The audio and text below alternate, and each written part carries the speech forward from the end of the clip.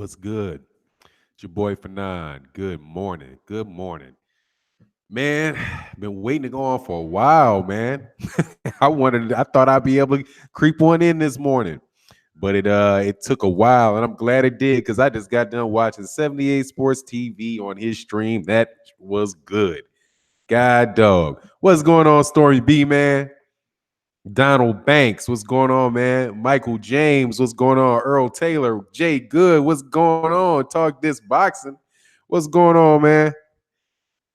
How is he going? Oh, damn, ain't that about a bitch? Think I just went live the same time Best Fight the Best Win boxing went on. Yes, sir. Them Bears, man. We about to do it, dog. We about to do it, man. Nah, Ronald Gomez, we don't stop working, man. What's going on? Stay connected. Broderick Hunter, what's going on, man? Tank Gain a Grip, what's going on, man? What's happening, man? Trace Cosmos, what's good? Avid Boxing fan, what's happening, man? King Diesel, Jay Good. Go collab. Yeah, I'll send him an invite if he wants to come over. That'd be fun. I just want to talk a little boxing this morning. Yeah, damn, dog. Oh, okay. Can you put a sandwich on that bitch?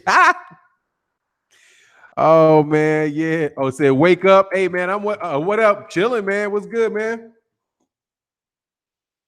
What's going on, I Hope Town? Let me actually send one to Best Fight the Best. See if you want to come and chop it up, man.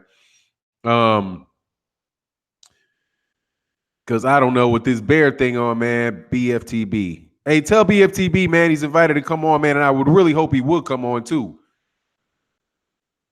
Yeah, let me. Shit. Yeah, man. Damn. God dang it. Man, do this live by yourself, bro. I mean, I invited him, man. It's all right. We can do it. I just invited him, man. I don't, shit. I hate bumping heads with people, man. Especially somebody as good. What's going on, KO Boxing? Somebody as good as him. So look, man. 78 Sports TV said, he said, about to go get my poke sandwich. Look, let me tell you something about this dude, 78, man. Bro, when I gave you that money for that, when I told you that, man, dear, seriously, man, bro, you were so fucking good at telling stories. And I know what you're doing. Because there's actually YouTube channels that are trying to teach people how to tell stories. Because you tell stories, you engage your audience and all that, right? But my God, man, I was listening to your shit with I was working out, man, and you put a half-hour video up. Whenever you do them half-hour videos, I always listen to them half-hour videos. Does that take what's going on, Best Fight the Best? The GOAT is in the building. You there, Best Fight the Best? Yeah, you hear me? Okay, that's what's up. Yeah. Man, let me make sure I can hear him. I think he's getting it right. I don't see any speech from him. Can you hear me? You there? Damn. Yeah, I'm here. Can you hear me? Let me make sure. Damn, this. Hold on, man. Let me see. Oh. Hold on one second. I gotta mute this. Say something. Check. Oh, we're there. Hey, Best Fight the Best, man. Yes, sir. Dog, you know you my dude, right? Yes, sir. Hey, man, I did a video in Truth Speaker. You know Truth Speaker, man. Truth Speaker damn near cussed me out because he thought I was talking about you. No, what happened? Dog, I did this video yesterday, man. I did this video yesterday where I was like, you can't verify the numbers for AJ. You can't verify the numbers for Tyson Fury because they don't release the pay-per-views. Yeah. So I said I lost respect for this channel. And cats were like, are you talking about Best Fight the Best? I was like, I can't lose respect for somebody that's better than I am. So I sent you. Oh shit. Hey, hold this for 1 second, man. Hold on 1 second. Okay. Hey, no, I mean hold the chat for a second. Oh yeah, definitely. So listen, I wanted to go in. I was literally about to do a live until I saw the GOAT call me. I wanted to go in on Mikey because I feel like we are missing the point of a lot of this shit that's going on right now, man. We are missing the point. Listen, do y'all remember? I tell you this stuff a lot. If you don't know where you've been, you won't know where you're going. If you don't know where you've been. Now, I'm telling you guys, do you guys remember when Errol Spence was supposed to fight Jeff Horn. When Errol Spence was supposed to fight Jeff Horn for the vacant IBF title, if Kell Brook would have moved up, we laughed. We all laughed about this. We're like, man, this is about to be a body. This is a body. We laughed about it. That was a joke to us. You know what I'm saying? It was a joke. Well, when Mikey Garcia was calling out Errol Spence last year, the end of 2017, 2018, when he was calling him out, he was saying, oh, that's the fight he wants. And even his trainers, his brother was like, we don't want that action. That's not where we want to go. You know what I'm saying? All that time, everybody was like, man, that's not a good fight. That's not a good fight for Mikey Garcia. Like, he's going to get hurt. Like, that's not a good fight. Mikey Garcia don't need to do that. Mikey Garcia needs to go. He needs to fight these guys at 135 and 130. You know, he needs to go after the Berchelts and go after the Lomachenkos and yada, yada, yada. That's what we were all saying, even Mikey Garcia fans. Nobody was saying Mikey Garcia beats Errol Spence. We were telling him to leave that man alone. That's what we was telling him. Even his fans, nobody was saying Mikey Garcia is going to beat Errol Spence. Nobody. Nobody was talking about how technical Mikey is. Nobody was talking about Mikey Garcia's ring IQ. Nobody was saying none of that shit. Nothing. Everybody that's picking Mikey Garcia, everybody that's saying Mikey Garcia got a chance, all these people back then were saying, no, Mikey, don't do it. Don't do it. Leave that alone. I love Mikey, but Mikey Errol's too big. Leave him alone. That's what everybody was saying. But now, all of a sudden, the same thing with Jeff Horn is the same thing with Mikey Garcia. All of a sudden, now these same people that was telling Mikey to not fight Errol, leave Errol alone, Robert Garcia, everybody. Now, all of a sudden, these people are like, oh, Mikey Garcia's going to win. Mikey Garcia's got a chance. Mikey Garcia has the exact same chance now that he had back then. No chance. The exact same thing. Nothing changed. Nothing. It is the exact same thing. And we are blinding ourselves. Again, I will not be bamboozled again. It's not happening. It's not happening. Go ahead. Yeah, thanks, man. I'm sorry, man. You good? Damn, I love making money. So, sorry, man. I had to break that up, though. That was a good call. That was a good call right there. All right. Yeah. When cats to pay you money call, you got to put you got to hit the brakes, dog. But Saint Cruising said, can you give me a shout out? Hold on, man. Let me get this going. For always showing up to the chat. Let me tell you, man, about Saint Cruising. You ain't never got to give a dime on that, Saint Cruising.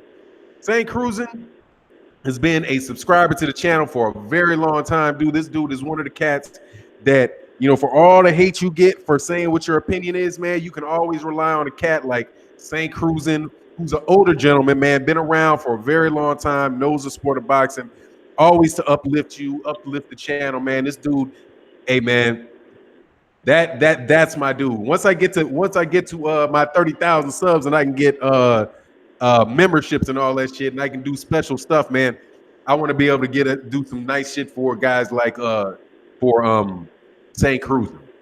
And also Muhammad is the one said, hey, where'd you get that LDBC sweatshirt that I'm about to go buy? As soon as I want to get, I'm about to have a Black Fight Fan TV shirt on. I'm gonna switch from my Nike because the dude was like, are you sponsored by Nike? And I thought, damn, you're right. I need to have a Best Fight the Best t-shirt. I need a 78 Sports TV t-shirt. I need a Black Fight Fan TV t-shirt. Where you get that LDBC t-shirt from? Off the LDBC website. I went on the LDBC website and got one. Ticket TV sent me the link. I just went on there and got it. This is a beautiful thing, man. When I seen it, I'm like, man, I gotta get that. I actually about to get another one, a different color. But yeah, man, I was thinking about some designs for my shirt, and I got some designs. It's definitely gonna have a graveyard on it for sure. But it's gonna, I got some stuff coming though, for real. I gotta get up with some of the homies in the LDB. When you get yours, dog, I'm gonna be wearing it, and I gotta apologize to you too, man. I gotta apologize for the whole LDBC. I'm gonna do it right here. My man was on the channel when we filled in for 78 Sports TV, and Damn, where's it at? I had one too many of these. let this cat who shall remain nameless on the channel. So I realized into it, I was like, oh shit, this dude is like one of them cats, dude, that, you know, I can't fucking stand. I mean, I didn't have a beef with the dude, but I forgot that dude really does do some real disrespectful shit to some other people. Yeah. And I should have never let him on the platform. So well, I don't have a problem. I understand what you're saying, and I appreciate that. My only issue was you didn't let me body bag. That's my only issue. You didn't let me put him in a casket. You toned me down. That's the only issue I have. Other than that, I don't have no beef. I mean, I know exactly what you're saying, and I respect. You already know this. Mad love and respect with me to the GOAT. But I mean, my thing was you threw him up in the air. You gave him to me. You put him on a platter. You said, "Here, DFTV." And then when I took that and I was about to come down, you said, "Pause, hold it in midair." So I was like, "All right, I'll tone it down. I'll nibble at his throat." You know what I'm saying? You a military man, right? So I was like, yes, detente. Detente, dog. Like, oh man. Anyway, man. So I apologize. The next time that shit happens on the channel, because I really do want to see people watch, have people see you do your thing. The next cat dog, I'm gonna hit Mike. I'm gonna walk the fuck away. That's it. And let it you really rip, dog. Because that's it. Because he was drowning himself. And you know what though, Go? If you really wanted to be a moderator, that's cool. I don't mind. Just ask us both the same question and leave it alone. Ask us both the same exact question and let us both answer it, and you will see people dig themselves a hole. Oh, I have no doubt. That's a better format. Ask the same question and go to the best side. Yeah, you're right about that. Yeah. We'll do. That's very fair, man. Hey, the Shy said, "What's good, Fannon? Peace and love, everyone in the room." All right, what's good? What's good, the Shy? Are we gonna do it today? Oh, I'm sorry, I missed the super chat earlier, man. I know I did. I'm gonna go back up here and get it because I saw it. It was right after 78, and then, hey, whose tube is this? Mine. He said, the Don do Patreon because, like I said, the 78 Sports chat, you have a brilliant mind and a great delivery. I appreciate that, man. Look, I'll do it, but here's the thing, man. If I'm gonna have, like, it's tough because, like, if you want to offer the best that you have to offer, all right, there's like two areas where I really think that I could, like, add enough value where it's like, all right, man, somebody, you need to, do anything other than listen, because I do appreciate the Patreons. I mean, the super chats and all that, right? Yeah. But to do that where it's like a monthly thing, dude, it would be dealing with, I don't even like saying it on here. Dealing with white supremacists, dealing with those type of dudes, and how you can deal with that in your life in areas of business or in a professional manner, or raising your children, doing that type of stuff. That'd be a very good conversation. Those are good conversations where I think I can really add somebody your perspective, give you practical tips on how you can deal with that, not go crazy, not wind up in jail. Very, very Neely Fuller Jr.-ish, man. Because if you know who he is and if you know what he talks about, basically he's about a practical approach to how you reach your goals in life, right? So I think that would be a good deal. And the other thing is how you strike agreements, right? If you want to do business with somebody, what is the best way to go about striking a productive relationship with somebody in a business to business or a person to person agreement, right? Where there's a lot, but that side, like the WS side, that's you can tell stories and have good fun with that one. It's more difficult to do, get into the minutia of when an offer is made, when is acceptance, what is consideration, what is, how do you prove something is damages, like that whole thing, right? That's like a class on contracts. And that is not, you have to pull out your pen and paper, dude. You know what I mean? And then you got to but all this shit is really out there on the internet. I mean, it's really out there. But you have to, like I had the debate. This is what cats missed what I was saying yesterday about when I said I lost respect. I went back and forth with this guy, right? And he was trying to tell me, he said, called me a cracker jack. Said, what kind of, this is the video I did. I did one where I talked about what what Richard Schaefer had said about the amount of money that Tyson Fury Deontay Wilder did, right? And he said, what kind of crackerjack attorney would, and I'm going to try my best to make the argument, right, for him. And then I'm going to shit on it, right? But so what kind of crackerjack attorney would put out this hearsay, right? He used the word hearsay that Richard Schaefer did not substantiate these numbers in the interview with Barbershop Conversation. And what I'm doing is I am reporting hearsay. Okay. And my response to the dude was, shut the fuck up. Stop with the jailhouse lawyer shit. You don't know what the fuck you're talking about. You're using words you don't understand the meaning of. Okay? First of all, I reported on what Richard Schaefer said. That is not unsubstantiated. It's on Barbershop Conversations channel. I said he said it. I put a link there where you can go to Barbershop Conversations channel and see that he said it. I'm not lying, and that shit's not unsubstantiated. It's literally on fucking video. So that's not, and then he also said without corroborating evidence. And then he went and looked all over the internet to try to find the numbers, but he couldn't find anything to corroborate what Richard Schaefer said. So I was like, dude, what the fuck are you talking about? Corroborating evidence is just something that supports a proposition that initial evidence that was supported by initial evidence. Just because you can't corroborate it doesn't mean it's not true. Yeah.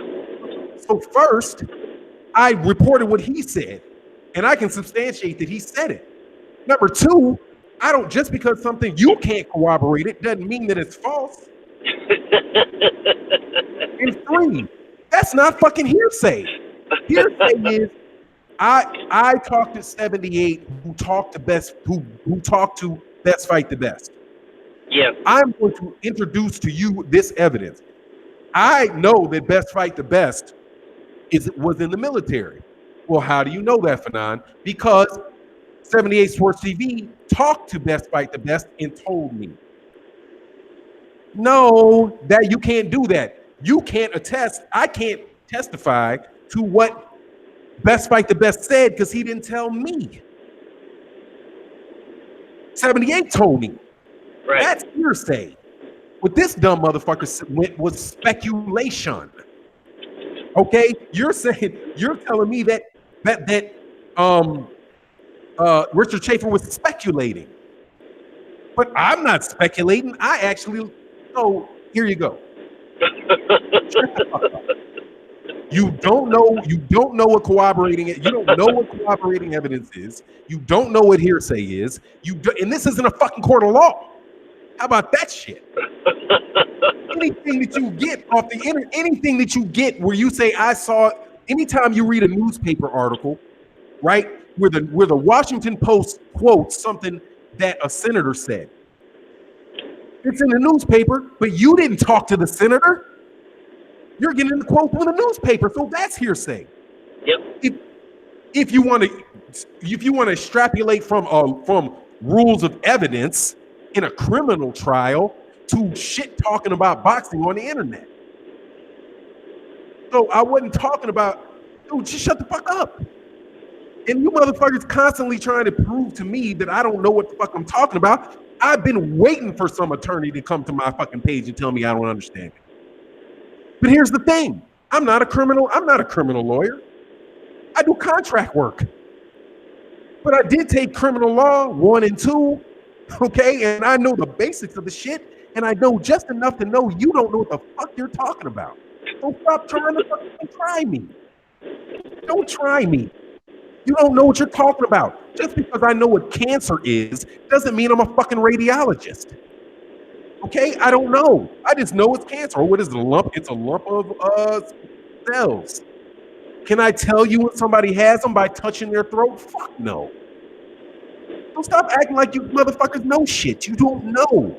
And stop trying me with that shit. Don't try me with that shit. Okay? I would never fucking tell you I know how to fix a fucking carburetor. Because I know that's what the fuck you more than likely to do with some shit like that. Fixing a carburetor, you might work in IT, in security. I'm not gonna tell you how the fuck you find somebody's IP address because I don't know.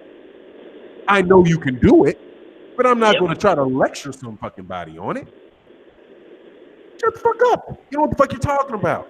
Anyway, go ahead, man. That was what I was. That's the shit I was talking about. I wasn't talking about best fight the best, pointing out some obvious shit like AJ's not a pay-per-view star anywhere but the UK.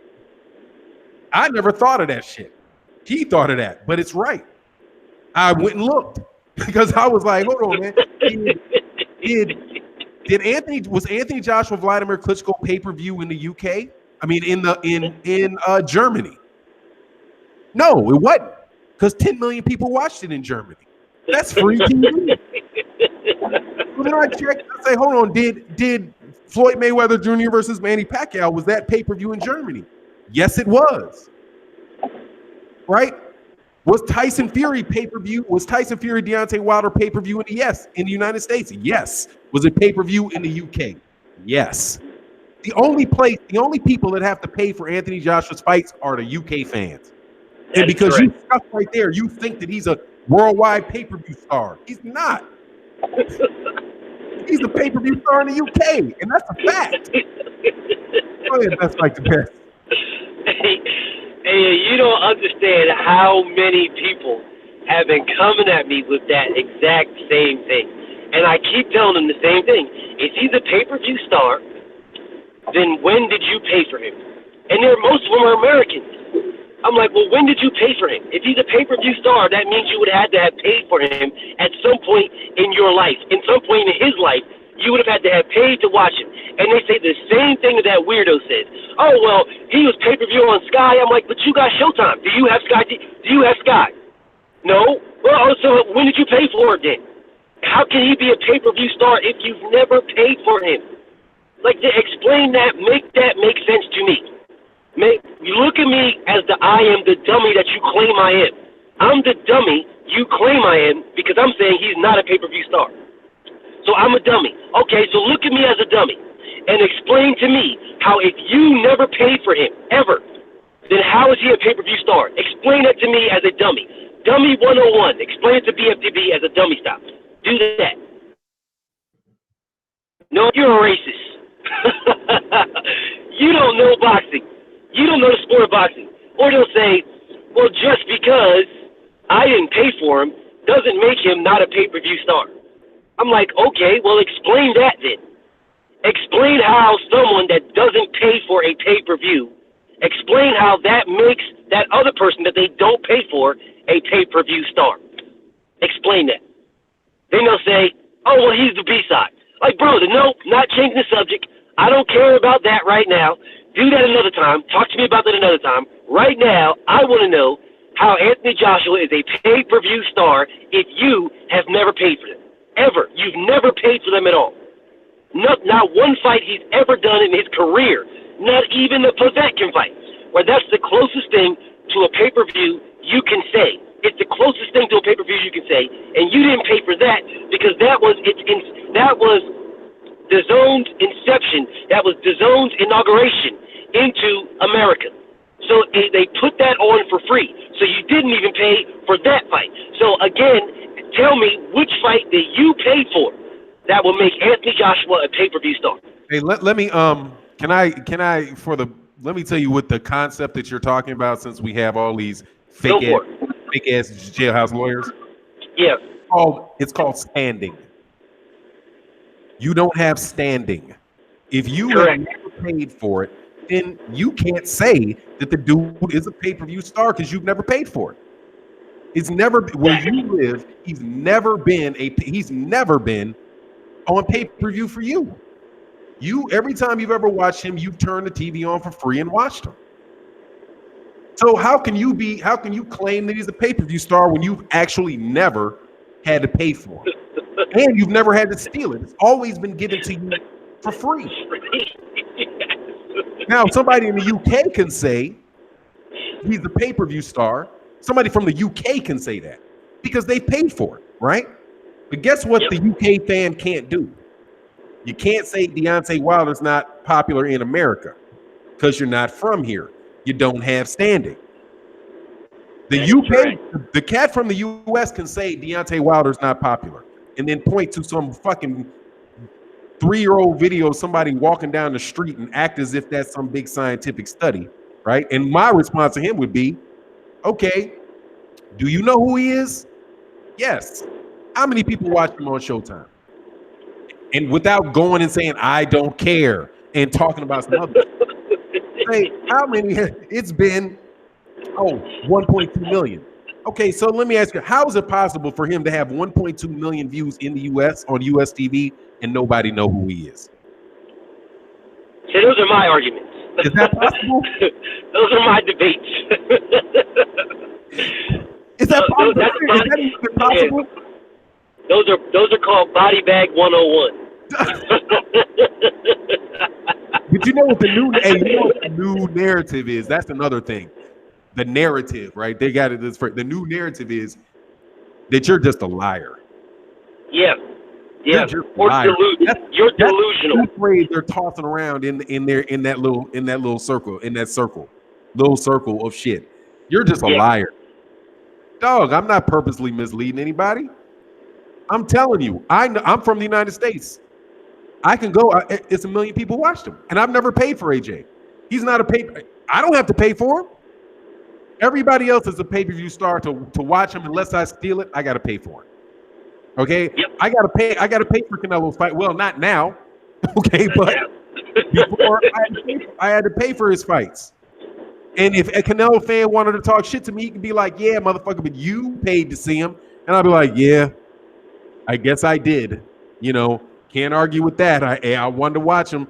I paid for it. Okay, you don't like Mayweather, but you paying for it. Yeah, yes, you're right. I'm paying for it. You can't do that with me with Anthony Joshua. Because fuck no, I ain't pay for that shit. I ain't never paid for that shit. Not one. Huh? Not one. Not one. Not one. And nobody even asked you. They would tell you. They would say. And matter of fact, the last one, they offered the shit to me for free. I didn't even have to subscribe. Showtime, I had to subscribe. I had to pay for that. They offered it to you for free. This is why so the thing that I do, right, is I'll start out saying stuff like this, and then people will say, well, what's your point, right? And I definitely have a point, and it isn't even what I'm talking about. That's not even the point. The point that I have, that I come back to after that, after I go through all of this spiel about pay-per-view and yada, yada, yada, the point that I make then is the stuff that they say. I go against what they say. They're saying that Anthony Joshua is so known, Anthony Joshua is so popular, Anthony Joshua is so this. So I don't even go into that. I go into the minutiae, and then I'll end back up where they started at. I'm like, well, if he's so great, if he's so popular, if he's so known, why do they have to give his shit away for free in order for people to see it? Why do you have to give it away? You never had to give away Floyd shit. Never one time. You didn't have to give away Canelo shit. Well, now, I mean, they ain't even giving it away now. Shit. I mean, but they literally had to give away Anthony Joshua's fight, his Povetkin fight. Give it away. And people still didn't watch it. They still didn't watch it. They say, oh, well, the 15,000 views, that can't be verified. So it's more than likely that he had over 1 million. And I'm like, okay, fine, sir.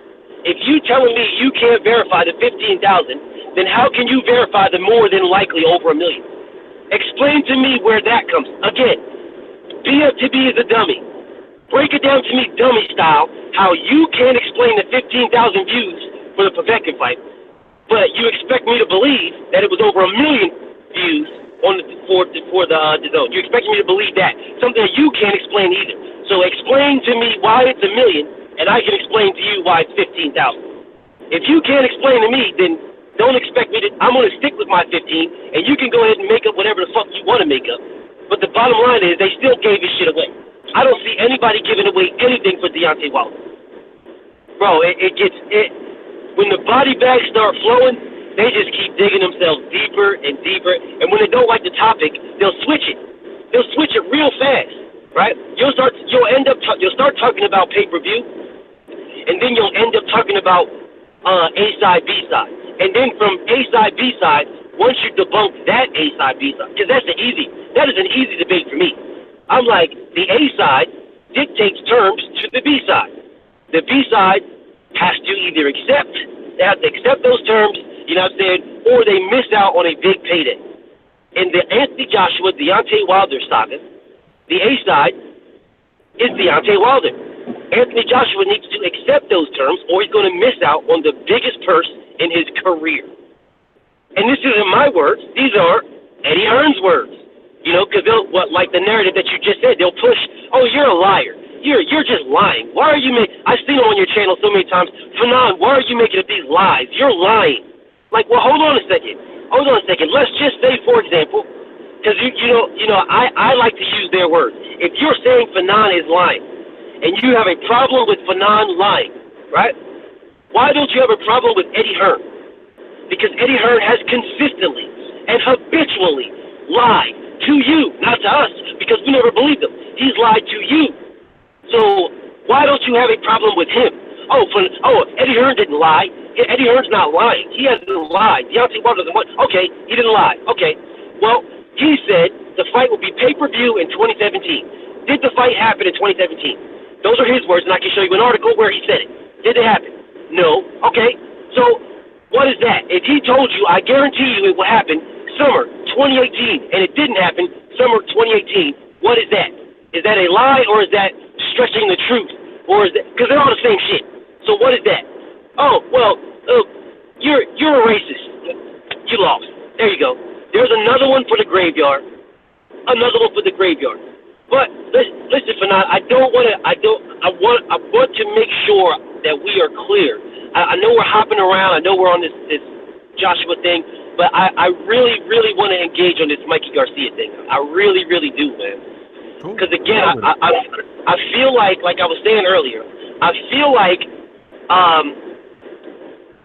we are being like hoodwinked on this. Listen, I swear, man, if we go back, rewind the tape, and when Mikey Garcia was originally calling out Errol Spence, Mikey Garcia was calling him out. Errol said he didn't believe him. He thought it was a joke. He was just like, whatever, man. Wasn't paying him no attention. Mikey Garcia's family, Robert Garcia, all of them guys did not want that fight. That's what they were saying. We don't want this fight. Even though Mikey was saying, oh, I see something in Errol. Right? That's what he was saying. His family was saying, I don't believe you. Let's not go this route. Let's not do this.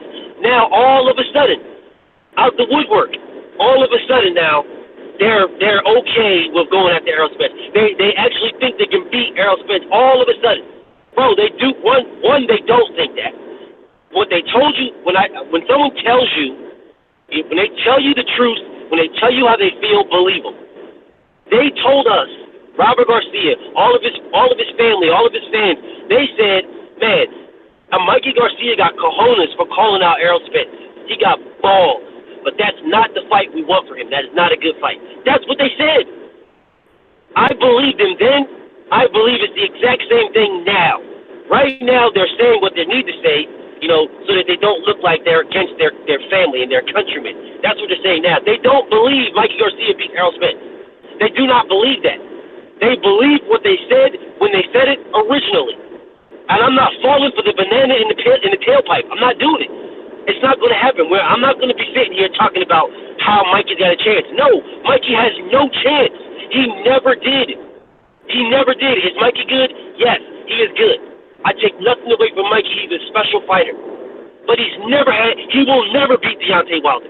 Ever. I don't give a fuck what part of snack he deals with. It ain't gonna happen, ever. Never. And it's the same concept as him fighting Errol Spence. It's the same thing. And there's a part two to this. There's a part two to this mindset that I'm thinking. Mikey Garcia fought Terrence Crawford in the amateurs and was schooled. He was beaten. Why isn't he trying to fight Terrence Crawford? I don't want to be talking about, Bob Arum. Might be hard to deal with Bob Arum. Well, prove it's hard. Prove it's hard. Mikey Garcia is his own boss. He has no promoter. None of that. He is his own man. Prove it's hard. Prove it. Don't listen.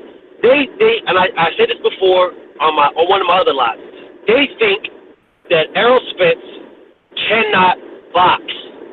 That's what they think, and I keep telling everybody this. I keep telling them, listen, Errol Spence has never had to go back to the corner and get new tools to finish the job he started. He's never had to do that. He destroys people. So you think the man can't box because you've never had to see him box. You've never had to see him go back into the toolkit, change some tools, and come back out with some lug nuts or whatever the case. You've never seen him have to do that. So you're going in here trying to fight this man. You know what I'm saying? Because you think you're going to be able to outbox him, and you got people bamboozled. All these people, man, and some of my brothers in the LDBC that they may think that Mikey's got a chance or Mikey's going to win. He doesn't, man. This is a trick. I'm telling you guys, this is a trick. He does not have a chance to beat Errol. He better hope. Hear me clear. Mikey Garcia better hope Errol Spence does not go back to his corner and pull out the boxing tools. Why? Because Mikey has never seen them. You can't, I don't give a fuck about your ring IQ. You're not going to be a just for something you've never seen. You've never had to go to any tape of Errol Spence and watch him outclass and outbox somebody. You've never had to see that. Every Errol Spence tape, you see him destroying somebody. So if Mikey Garcia thinks he's going to make Errol Spence box, he's not realizing what he's doing. You're going to make Errol Spence go to his toolkit and get something that you've never seen, that you've never had to practice for, that you've never sparred for. Name the person you can spar for an Errol Spence boxing lesson. Nobody's seen him box like that yet. He destroys people. So who are you sparring for? Who? Mikey Garcia better hope Errol Spence comes in there on a seek and destroy path. He better hope it, because that's all he's seen. That's all he sparred for. That's all he trained for. That's it. These people got life twisted because they think that, Mikey Garcia is a better boxer. No. How can you prove that? How? You've never seen Errol Spence have to outclass somebody in a boxing lesson yet. So how can you say Mikey is better than Errol when you've never seen Errol have to outclass somebody in boxing? How can you say that?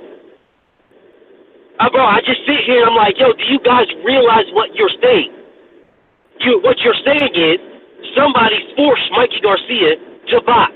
Because if Mikey Garcia could have gone into the ring and just seek and destroy, that's what he would have did. But because the competition that he's fought forced him to box, forced him to go into his toolkit and change what he wanted to do, you think that gives Mikey Garcia the benefit over Spence, when nobody, to include the huge Kell Brook, who couldn't fucking dominate him, who people can say is a better boxer, who people can say won some of the rounds, half of the rounds, or was winning the fight until he got knocked out, whatever.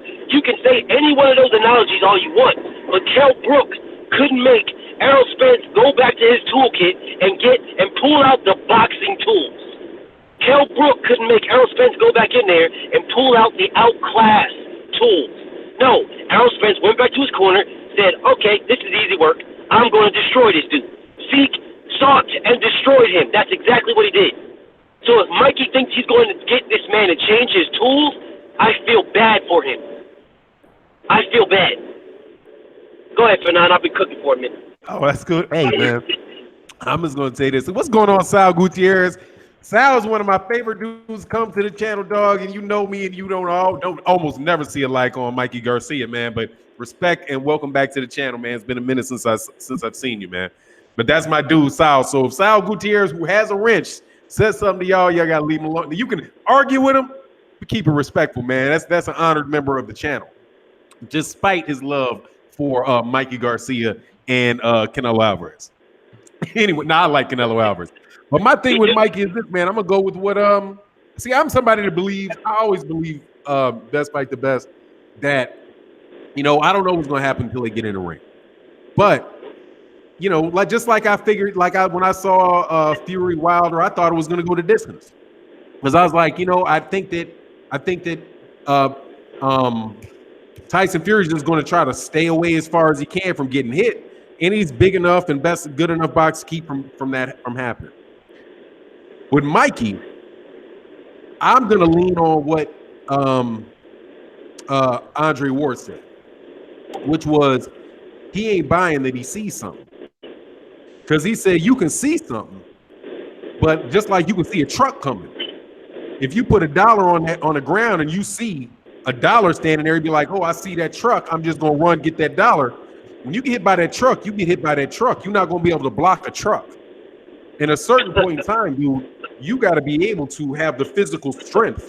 And that's what best fight the best thing. You got to have the physical strength to keep that dude off of you. If he cannot affect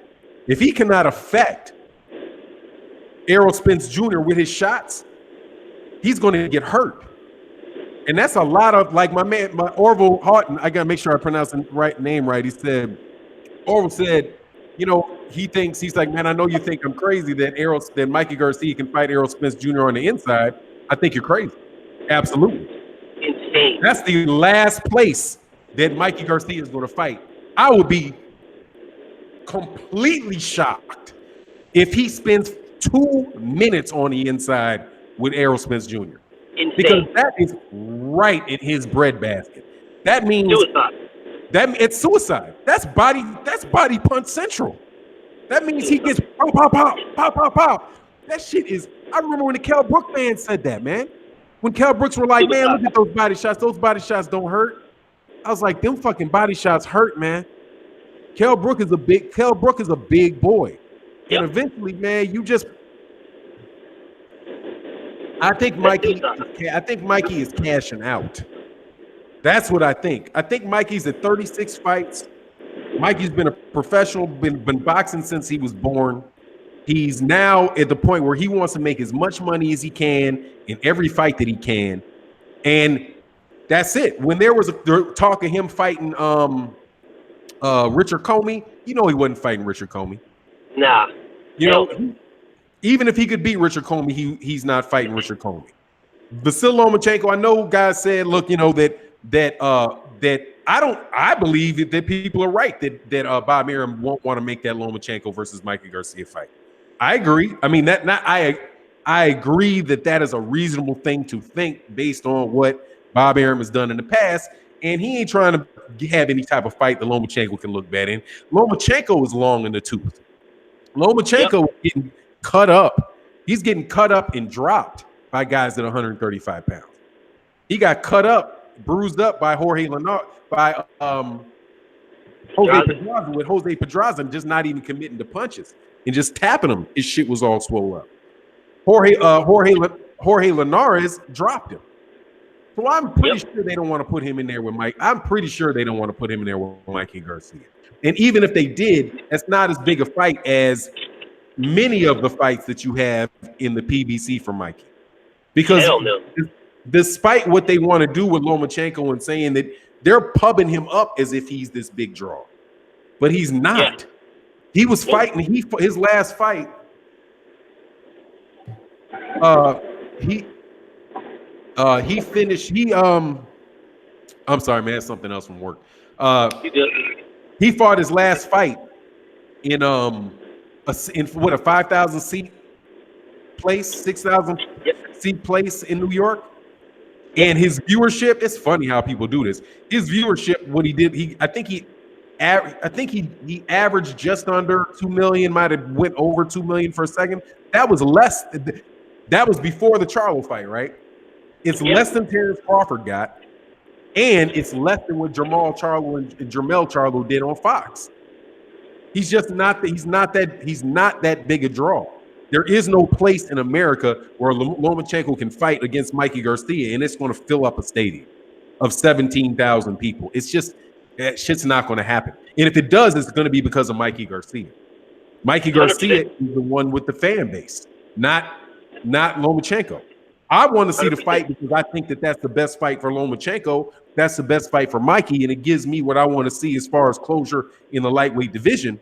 But I don't think that's what Mikey Garcia is going for. I think I saw Mikey Garcia on a video for ES News. Shout out to ES News, where he was looking for Ferraris, right? He was driving where he was test driving Ferraris. That's what he's thinking. He's thinking, I'm on pay-per-view. I probably got a nice little split of this fight. The PBC is like, look, we want this fight. I wouldn't be surprised if it wasn't the PBC and Showtime pushing for the fight. Because they're like, look, this is a matchup with a Mexican demographic, Black African-American, or Black. I hate that word, African-American. Black demographic. This is peanut butter and chocolate. Let's make this happen. And Mikey's like, okay, I'm getting good money. Errol's like, all right, if I have to. That's Errol's thing. Errol didn't even want to fight. Errol wanted to fight with Sean Porter. Yep. He's like, I want to fight Sean Porter, but if he won't fight me, if these guys won't fight me, okay, I'll take this fight. He thought he was joking. Like doing things like, oh, you looking like steroid Jack on steroid. Oh, you looking like Kangaroo Jack on steroids, huh? So his eyes are wide the fuck open. He ain't walking in there like, oh, this ain't no real fight. He's thinking, man, this dude think he fucking cute. You want to jump up in there and get Victor Conti and start flexing muscles and all that shit, dog? Like Lomachenko said to Rigondeaux.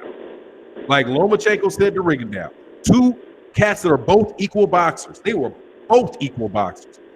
Quite honestly, Rigondeaux might be the better technical boxer than Lomachenko. He was, with more accolades too. Yeah, but what happened? He said, little motherfucker, I'm gonna run over you like a tank. I'm not fucking boxing with you. If you put your head down, I'll punch you on the top of your fucking head. Ain't that what he did to him? As soon as he put his head down, he punched him dead on the back of the head with like a club. Is that an illegal punch? No. Lomachenko was like, you're not getting too little. And hammered the wrist on the back of the head. That's the shit that I see happen. Like, okay, little dude, really? Let me grab your little motherfucking arm and wrench you like that, pop you on the hips, do all kind of dirty shit. I might miss with this and make that shit land. When you fight with a big dude, big dudes ain't gonna be cute with you. They're not going to do the shit that he did. I don't think that Spence is gonna do what he did with Brooke, because Brooke is a bigger dude. Yep. So he's like, okay, let me try to figure this out. Even like a guy like tall and long like Ocampo, he's like, all right, trying to time it, trying to figure out. With him, with a little dude, you maul that motherfucker. You just grab him, hold him, punch him, slap him, make him feel everything, dude. It's just, you're not going to make a welterweight out this dude in a night. He's a great boxer. I have no doubt. I have no problem with his timing. Like, say, okay, he's going to wait for long. He's going to wait for, how Mikey does. When you put that front foot down, out comes that jab, right? That's what he does. As soon as Robert Easter puts his foot down, out comes the punch. That's the timing of it, right? He's going to time his footwork. He's going to, dog, let me tell you, man, you can't time a gorilla. Jump your ass in the cage to the gorilla and try to time it. Oh, I see his foot coming. Yeah, you saw my foot coming. Go ahead, man. Oh, let me get this super chat, man. Much love to everybody in the super chat, man. I'm missing a lot of them, man. I got this cat asking me to finish some agreement he's trying to get done today. Okay, Gregory Wyatt said, why hasn't Victor Conti been permanently banned from boxing like Panama Lewis? Much love to the super chat. Because he's not expendable. And he'll probably snitch motherfuckers to the grave if they don't let him. That's what I would say. If you throw Victor Conti out, you don't allow him to do that, that motherfucker might just go let everybody know who does what, who doesn't win. He's a snitch. Right? That's what, if I'm just thinking, why would I not throw his ass out? Oh, he might have some shit on me. And if he puts that shit out on me, now I'm in trouble. You got to protect the potential snitch. And he's already shown he's willing to snitch on baseball. You see all that trouble Balco and all that shit caused for baseball? Track and field? They don't want that shit in boxing. Shit, there might be other motherfuckers be like, look, man, let this motherfucker get his money. Okay? Or he snitches on me. That's my belief. He's a snitch.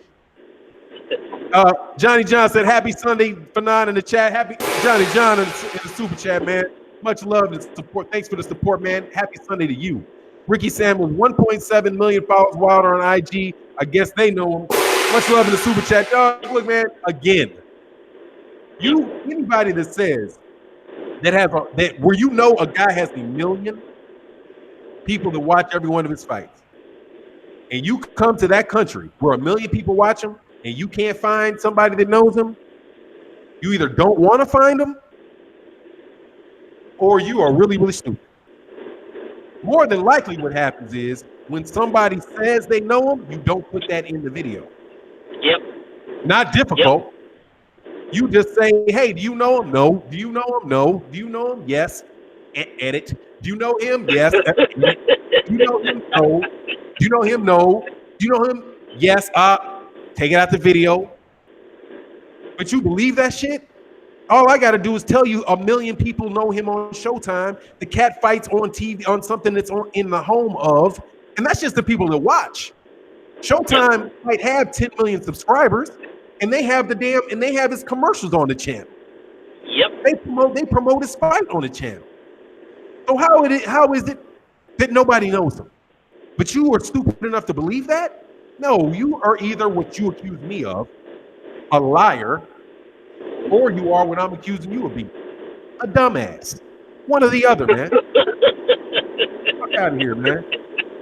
And whose tube is mine? Oh, whose tube is this mindset? Everything has an audience. Whatever your lane, you will have drivers gladly follow behind you. Absolutely, dog. I am not a flat earther. Okay, I believe it's round. I do. Okay, yep.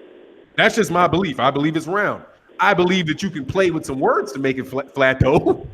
Like Earth is my reality, and reality is flat. You know what I'm saying? You can do all kind of tricky shit.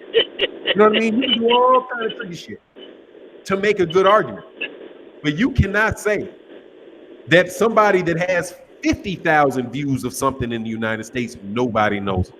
Obviously, you're overstating it. 50,000 people watch it. You cannot say that a guy that makes $2 million a fight is broke. Yeah. He made that was funny to me. How the fuck is he broke? I wish I had $2 million. You couldn't call me broke. What? You got motherfuckers bragging about how much money they have and ain't never seen anywhere near that. But go ahead, man. That's a crazy so I wanted to chime in on that poll thing, right? What they do is, again, this is smoke and mirrors, man. It's smoke and mirrors. Going in there saying, oh, let me walk around and ask who knows Deontay Wilder. It's not a real poll. It's just like when I said to you earlier about moderating. Ask the same questions. You want to get a real poll. You want to know who really knows who. Ask them, okay, do you know Anthony Joshua? Do you know Deontay Wilder, or do you know Tyson Fury? And let them answer them for themselves. Do you know Deontay Wilder? If they say no, okay, do you know Anthony Joshua? They say no or yes. Do you know Tyson Fury? No or yes. They don't do that. They ask one question of one fighter. Do you know Deontay Wilder? And that's it. And then they put that out there.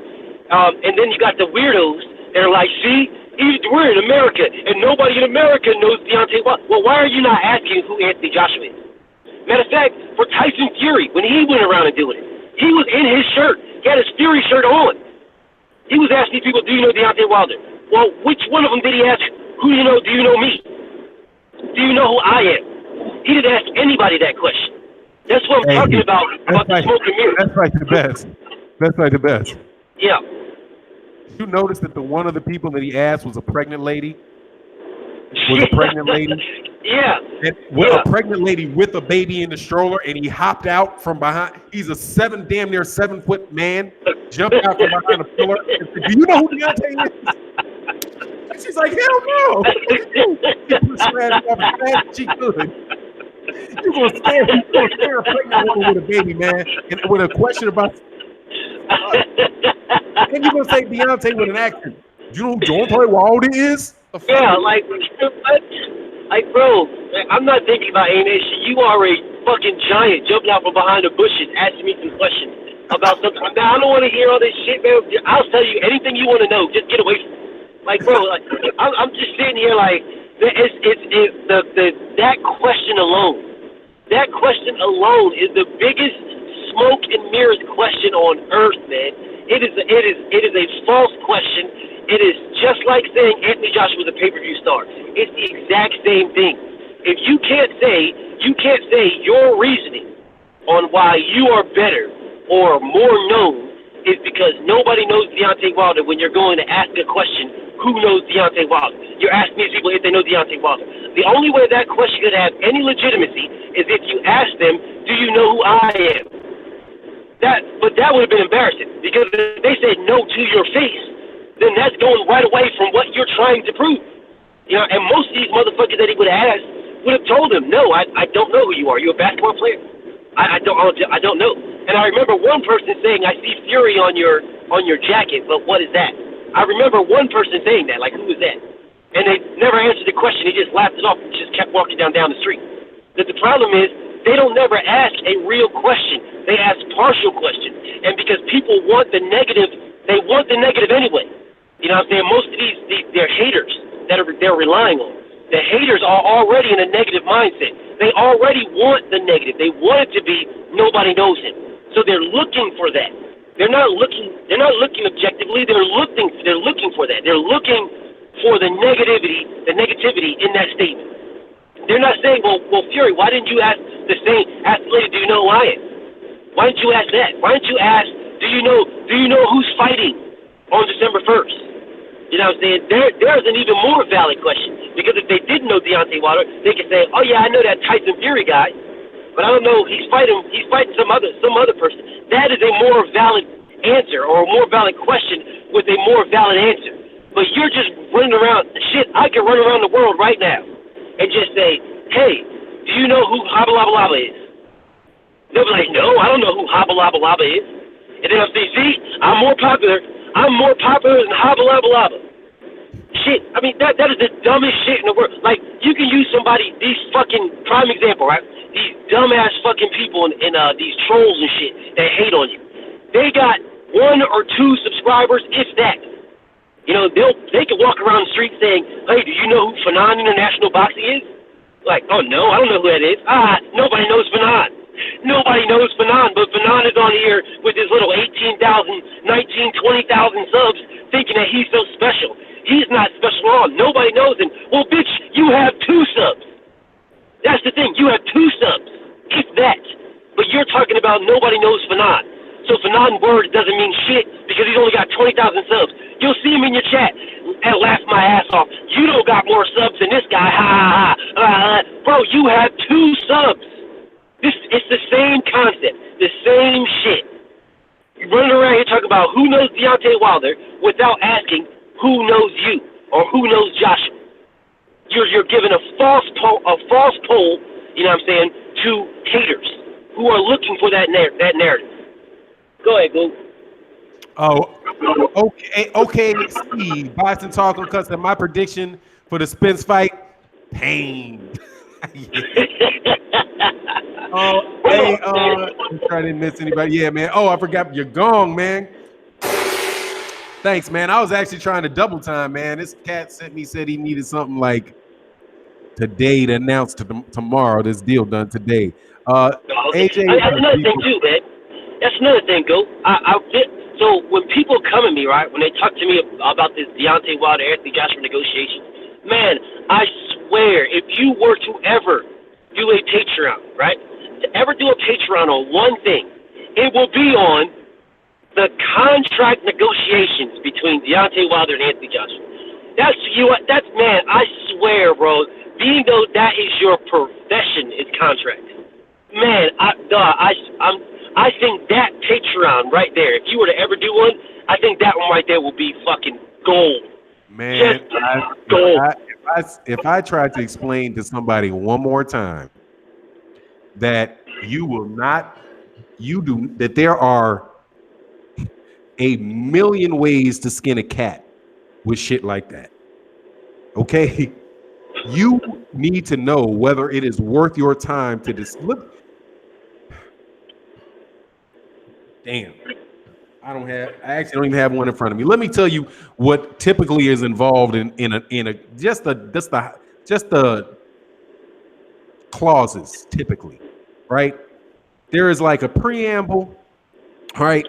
Then you have a scope of work, you have compensation, you have termination, you have force majeure, you've got indemnification, you've got you have dispute resolution, you have insurance requirements, you have, I can go on and on and on. You have things like headings, you have complete, total, this is the total agreement, right? Entire agreement. You have so many different just standard clauses, right? That you have to go through, right? You're not going to go through all of those things until you know what you're doing and how much you're getting paid. You won't even go through all of that shit. You go through, how much are you going to charge me for this product? Oh, I'm going to charge you this much. What does this product do? Oh, it does this. Okay, I like that. All right, now that we agreed on the price, right? We agreed that this is what the product is. Now let's start talking about, if we come to a disagreement, what law are we going to use to solve this dispute? Will it be the law of the state of New York where you live? Will it be the law of the state of Idaho where I live? And if it is the law, will it be the court in that state, or will it be a mediator? And if it is a mediator, will you use which standard of mediation will you use? Things like that. Okay, how can you terminate? If you want to terminate this agreement, how do you go about it? Is it with cause? Means, can I just get out of it for any reason? Or do I have to have without cause? If it is with cause, then do I have enough time to cure? Can I solve all of that shit? You expect somebody to go through all of that shit, talk about all those points before they know how much money they're going to get paid? It's fucking stupid. You absolutely cannot accept the dollar amount. I'm going to pay you. I want $50 million. Do you think that is the money that you're going to pay for this product if you buy this product? $50 million? Yes. Great. All right. When do you want this delivered to you? I need this by the first of next month. Great. So we got that. Now we agreed to those terms. Now let's go through all this other shit. And then we will execute the agreement. Okay, now we will execute the agreement. We will now document the whole thing. I sign, you sign. Note that you accepted the money, their offer for the money first. They accepted your offer they accepted your offer or agreed to that particular term, right? And none of the shit is good until you get some you have to, I could go for an hour. How could you ever why would you ever, if you say something like this, for example, I want to go to work for you, Best Fight the Best. I will do videos for you if you pay me 50% of the AdSense you get on your video. You say, yes, I'll do that. Put them on my channel. I'll get 50%. I'll put them on my channel. I'll give you the report. There you go. Okay, great. Now, do I have, bro? Now, I can't even go. I mean, this shit's so fucking stupid to me. I like validity. It's that's why you don't talk about shit you don't know. But that's why I wanted you to do it.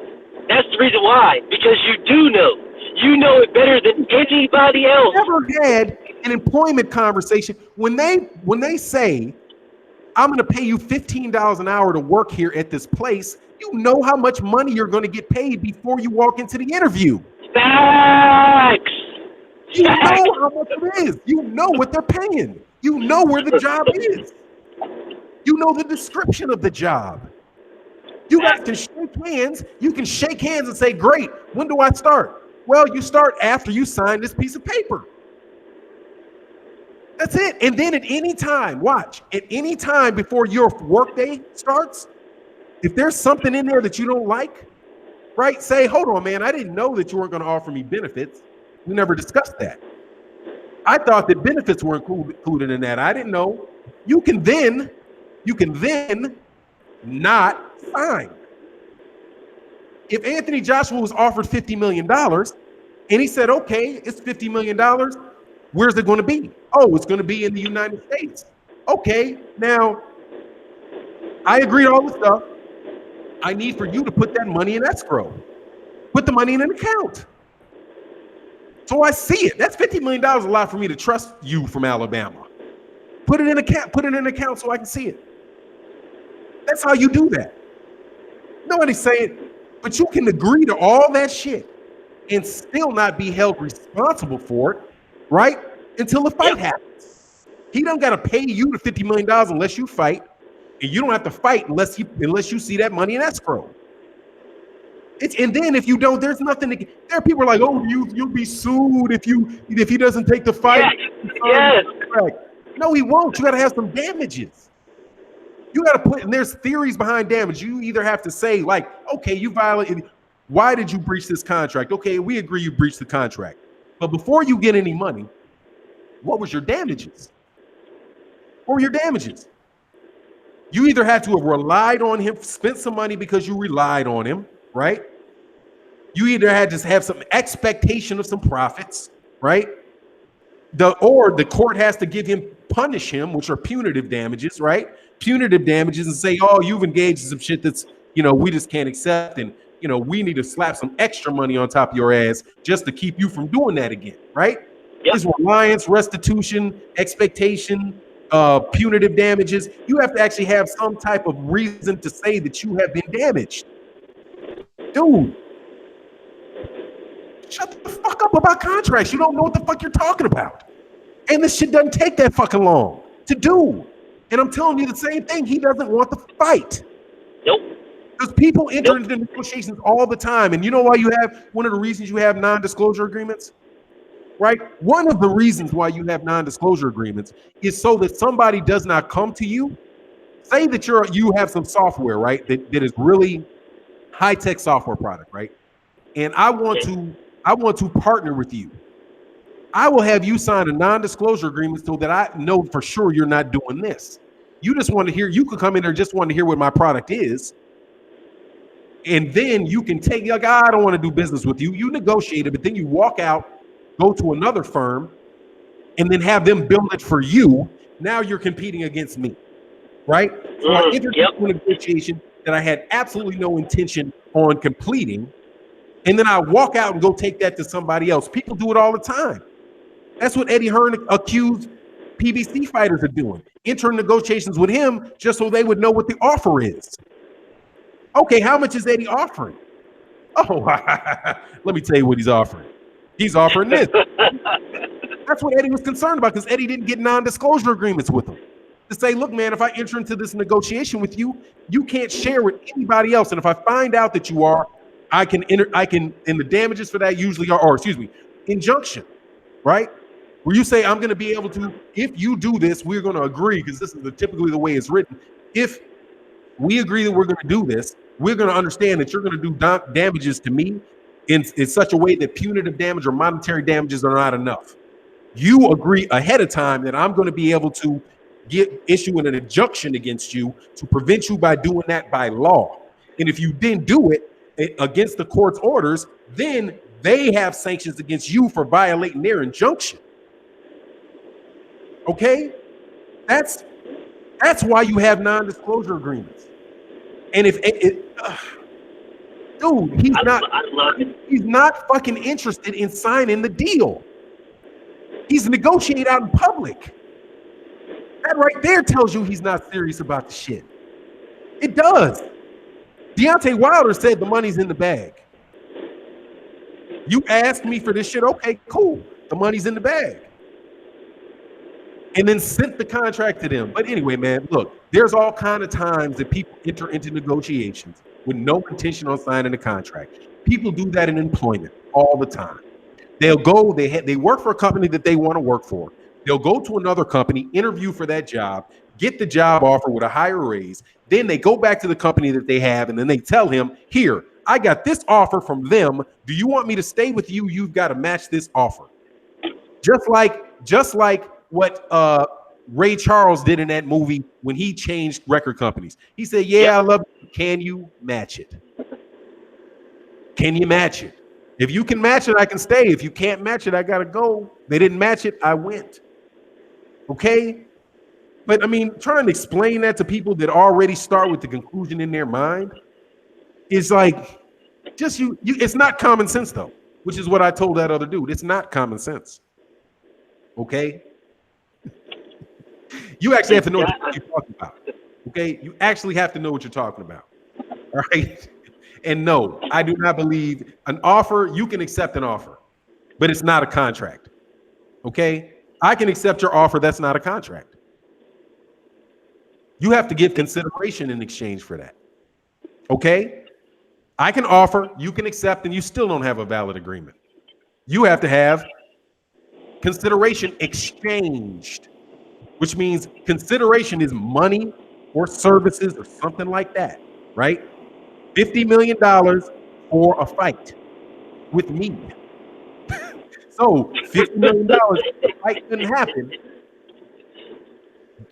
The contract was never, it's not a valid contract because the fight never happened. You ain't got to pay. But you can say you breached the agreement by not fighting me. But how did you breach it? It had to be a breach of a material term of the agreement. Like you just fucking didn't show up. But then if you don't show up or the money doesn't show up, you got to show damages. What did I do? What damage did you cause me? You have to put me in as good a position as I would have been if I had not entered the agreement with you, right? You're making somebody whole. Or in case of expectation, you have to put me in as good a position as I would have been if we had executed the agreement. That's expectation, which are special damages, which people don't really ever give.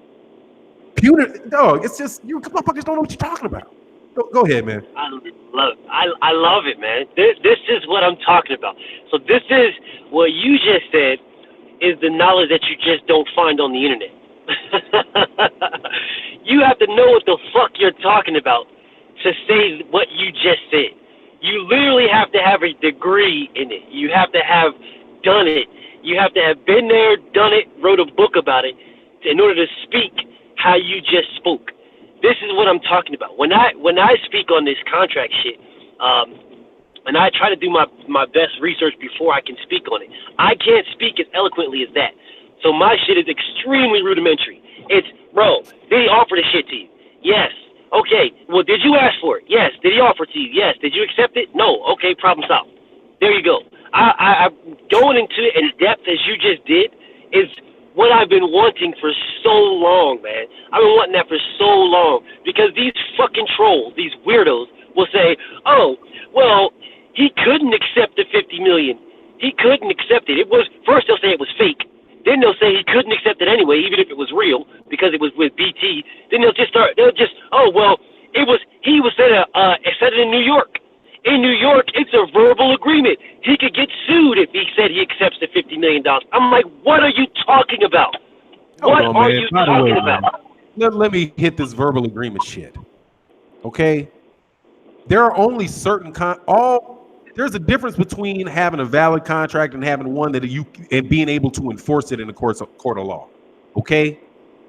documenting a contract helps you when you have a dispute. Have a judge, whoever's moderating that. It allows them to have documented what the expectations were, what the agreement was between the parties. Okay, that's slightly different from saying that it's not a valid agreement. Okay. However, it's always best to have that done. There are certain, but it's not necessary. It's just much better to do it, right? Anytime you have an agreement, you should absolutely positively document it. Document it. Go through it as detailed as you possibly can. Make sure you've taken into consideration everything else so that there is not what you call ambiguity in the agreement. Because if there's any ambiguity in it, then the court is going to do this. They're going to apply the reasonable man standard to it and say, what would a reasonable person in your circumstance think that means? Right? That they go through all that, right? All that, blah, blah, blah, blah, all of that, right? But it's not necessary. It's not essential. If you don't have that, you still have a chance. If you can prove damages, if you can prove it without that document through maybe different notes, phone conversations, testimonies of people, whatever you do, you can still bring that in. But it's gonna make shit messy because there's no documented agreement. Okay, that's what that is. But verbal agreements that can be verified or are verified to the satisfaction of whoever it is that you're having mediated work, except in the case where the law requires them to be documented, which is in the case of something like real property. With real property, with the selling of houses, the selling of buildings, and my understanding of it is, depending on what jurisdiction you are, but I'm sure it's pretty much every case, those have to be documented because you're talking about the exchange of real property. There are other instances in which that's the case too, but you would have to find a trial attorney in that particular state to tell you what those are. Okay? But that does not mean that as soon as you say I'm going to do it, you are stuck. Because I could say, look, just like the thing I said to BFTB. All right, I will pay you. I'll change it because I forgot what it was. I'll pay you $100 if you do a video on my channel, right? And then I then turn around and say, nah, I don't want it the next day. He didn't make the video yet, right? We agreed, but he didn't make the video yet. He cannot now take me to court and say, oh, hold on, man, I need that $100. Because whoever that is, if it's a mediator or if it's actually a civil court, they will tell you, did you make the video? No. Did you spend any time preparing that video? No. What can I give you? You didn't lose anything. There's no damage to that. What can I give you? I know, okay, yeah, it's messed up. That, what did you spend an hour? What did you do? Tell me what you did. Oh, I spent an hour. I wrote my thoughts down. Okay, so how much you get paid an hour? Oh, I get paid $10 an hour. So it took you 3 minutes. Okay, so we'll prorate that. We'll prorate that. We'll give you $1. We'll give you $1.50. If they give you that. I mean, just if they give you that. But then, like I tell you, man, there are situations though, man, where you can have a lot of confusion. I wrote a deal with for a company one time. Shit ain't always perfect. You fuck up. And you can have some term like whether a guy's going to be starting, like you pay a fee when a guy starts, right? Or you pay a fee to, like, if you do a recruiting contract or something and you say that you're going to pay a recruiter a certain amount of money when a guy starts, right? But the guy is actually getting hired for a customer. So do you mean when he starts for your company, when he signs your offer, or when you actually place him on your customer, right? You don't know. That's ambiguity, right? I don't know. When was the start date? Was it the start date for your company or was it the start date for the customer? And if you didn't lay that out specifically enough, and that's why a lot of times in agreements you'll see definition sections, like way long definition sections, so they just define every phrase for you. You can have some issue about ambiguity, but Anyway, man, that's why I can't do that shit. But go ahead, but here, that's not legal advice. That's just information. That's why I So don't love try it, though. to you. I'm That's just why giving I you the want. information. No, that's why I wanted you. If you ever did a Patreon, I swear to you, this would have been an ideal one to do.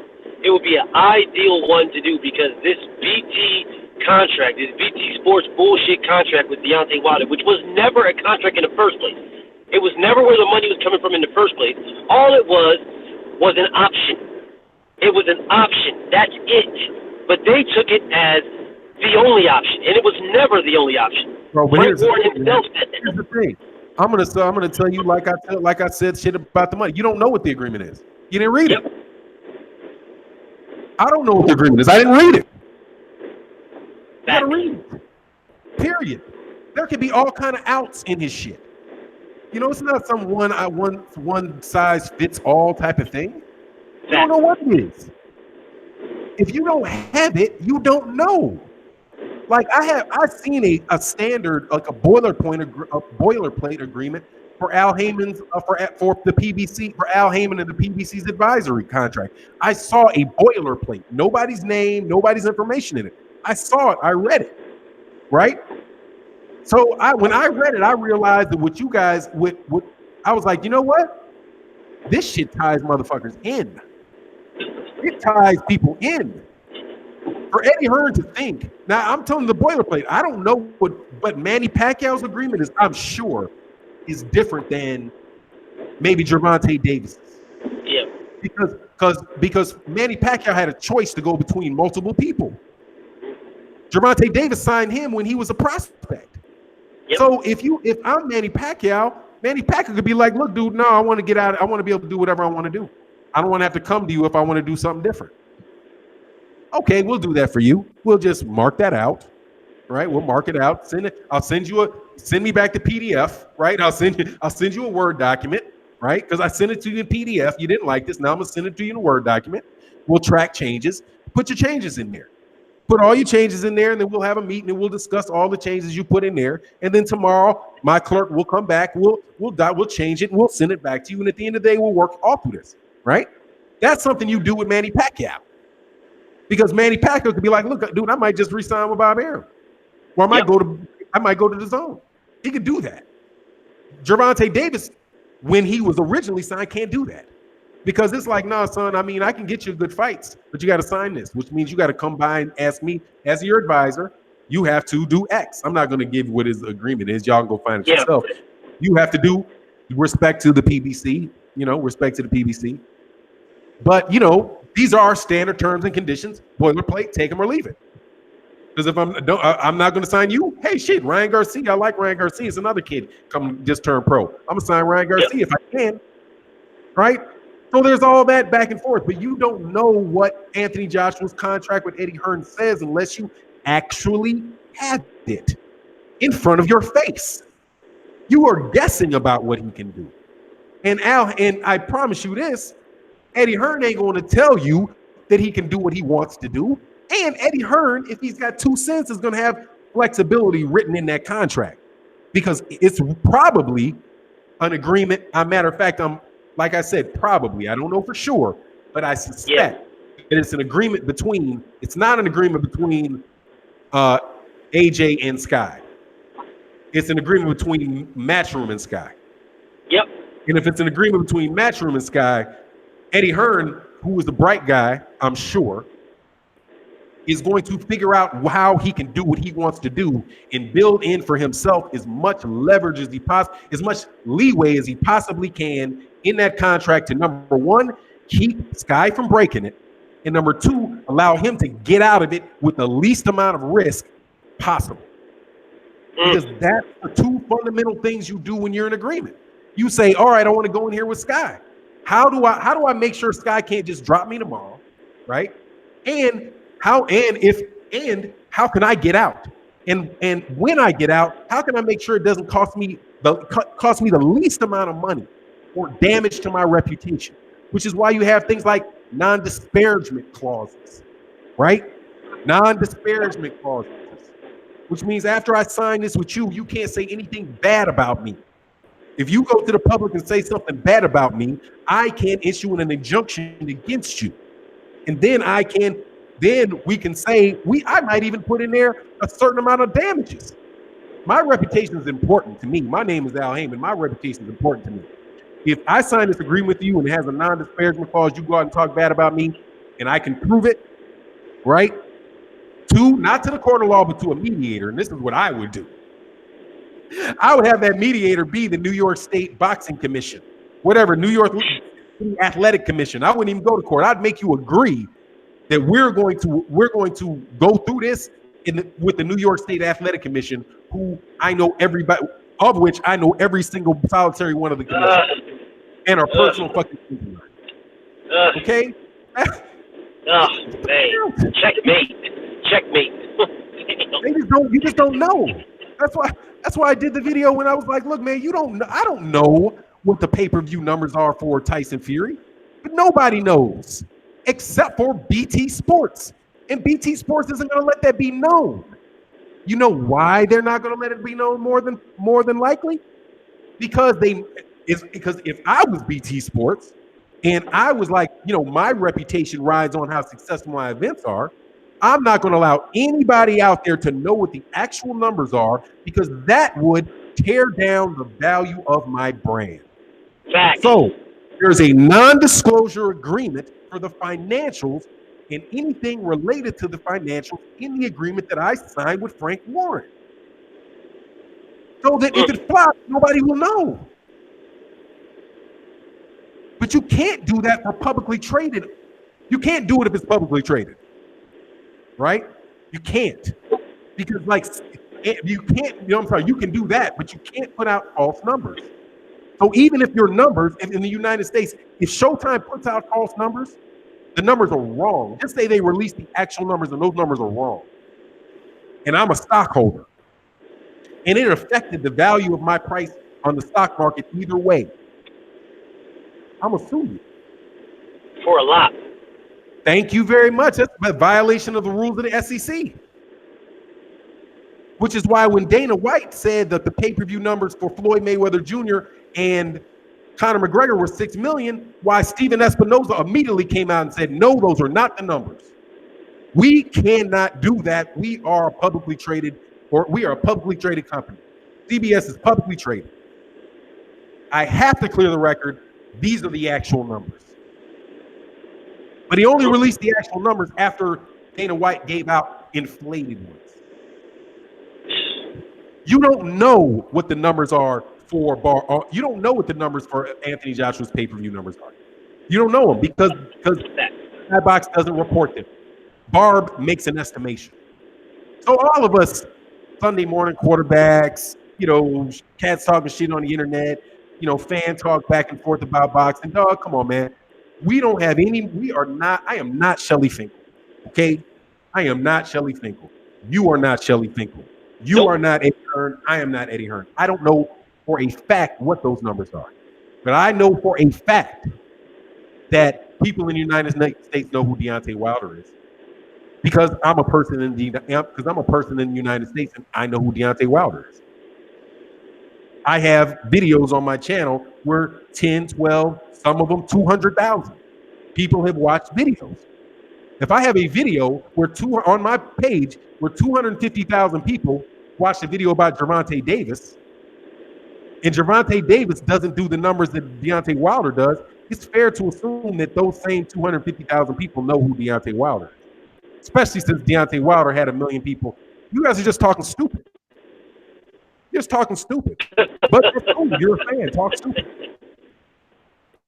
Go ahead, man. That's the type of stuff that cracks me up. It cracks me up when they start saying these type of things.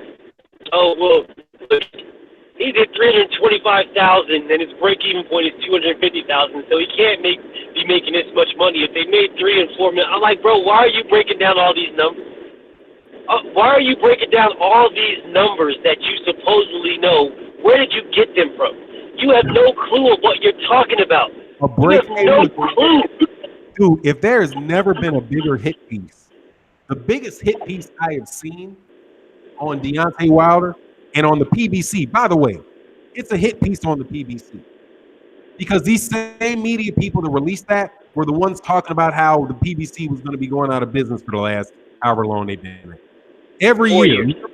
Every year they're going out of business. They're going out of business. They invested $500 million in it. The investors are walking away. They're going to go out of business this year. They're going to go out of business next year. Their model failed. This is not going to work. All that. These are the same people that did all of that talking. Now they re-up with Showtime, and they actually are on close as you can get to free TV and Fox with them putting commercials on their fights. It's the biggest deal that has been in boxing last year. Yep. They immediately say they cap the number. They cap it. Oh, it's 325,000. That's it. Oh, it's trending towards 325. Won't pass up to it. And rumor is there's a 250,000 break even. So we know it didn't make any money. These are the same cats that have been saying that the PBC is going out of business for years, and now tell you that the PBC didn't make very much money on Deontay Wilder and Tyson Fury fight. What a coincidence.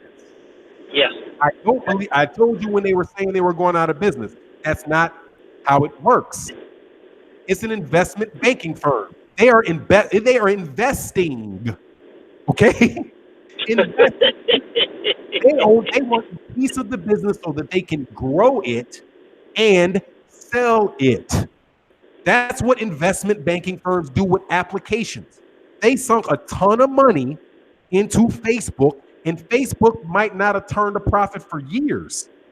But they figured if we sink $500 million into their infrastructure, we get all these server farms, we give them the money to market it, we get in contact with the connectors, we do all this, that we can grow this until it is worth $50 billion.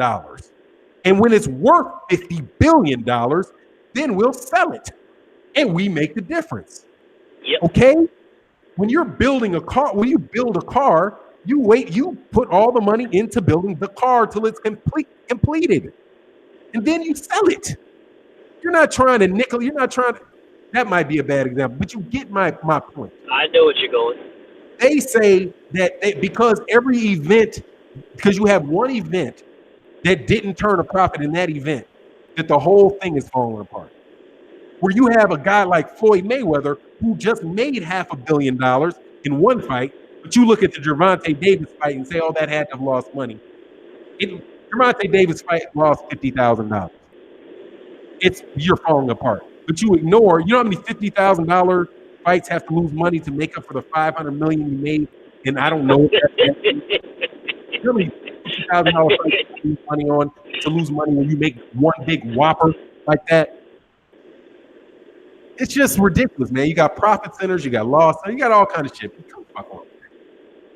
Yeah, and then I look at it. I'm like, these dudes say, "Oh yeah, well the PBC, they're gonna go out of business because they're paying these guys too much money. That's what they're doing. They're overpaying them." But then all of a sudden, Eddie Hearn comes out. This is why I say smoke and mirrors, man. The zone. Oh, all the money is over here. Bro, didn't you guys just say for a year PBC is going out of business because they're overpaying fighters? They're overpaying them. They're giving them too much money. That's why the fights are not happening, because they're overpaying fighters. So the fighters don't have to fight these good fighters because they can fight a bum and be overpaid for it. But yet here you are talking about, oh, well, they know. Prime example, Charles Martin was going to fight Deontay Wilder for unification. He was going to fight him. But because Anthony Joshua and Eddie Hearn offered him $8.6 million in an $18 million total grossing fight, they offered him $8.6 million, he went over there. Now, just before that, they were saying that, oh, well, the PBC has offered these guys too much money. So that's why the best fights won't happen. So what was a better fight? Would have been a better fight watching Charles Martin and Deontay Wilder fight for 2 belts, or would have been a better fight watching Charles Martin fight Anthony Joshua for 1 belt? Like, you shoot yourself in the foot with the shit that you're saying, but the people that support you don't give a fuck about what you're saying, as long as what you're saying feeds through their narrative. The fact of the matter is, Eddie Hearn is the one that blocked the IBF WBC unification. Eddie Hearn did that. When he bought off Charles Martin to go fight Anthony Joshua for $8.6 million. He was not going to make nowhere near that amount of money to fight Deontay Wilder, but it would have been a better fight. It would have been a more meaningful fight because it would have been for unification. But because he had the money, the same money that he's talking about, the good fights can't happen because these fighters are being overpaid, but yet then he overpaid, and then he gloated on it. He gloated on it. He gloated that, oh yeah, now these fighters are going to see, they're going to talk to Charles Martin and realize there's more quid with us. So they're going to come over to us to fight. They're going to be begging to fight us after talking to Charles Martin. Like, bro, you just said this is the reason that PBC will fail because they are overpaying fighters that shouldn't be getting this amount of money, and they're stopping good fights from happening. And then when you get the opportunity to do it yourself, you do it and then gloat on it, and the people that supported you for saying it, what you said originally, support you now for doing what you accuse somebody else of doing. Bro, I'm sitting here and I'm like, yo, do these people actually sit back and realize what was said to them? Do they realize what was said to them, or do they just not give a fuck? Like that one dude from yesterday, just don't care. They just straight up just don't care. As long as whatever the narrative is, as long as the narrative that's being pushed at the moment fits them or supports what they want, they don't care. I've come to this realization, man, and it was crazy because for the longest time, man, I see something, I'm going after it. I know that's wrong, so I'm going after it. You know what I'm saying? See something, say something, I'm going after it. But I had to sit back, and with the pay-per-view shit, you know what I'm saying, with the being known shit, with all that stuff, it just made me rethink a bunch of things. And what that fool said the other day about, I just don't care. Bro, that's something else. That's something else that I really was thinking about. These dudes make up these long points, these long point of views. They make up these videos and they go after the LDBC and they talk nonsense. They do all this stuff. But they honestly don't care. None of it matters to them. It realistically doesn't matter. And the only reason why they get a debate from us is because it matters to us.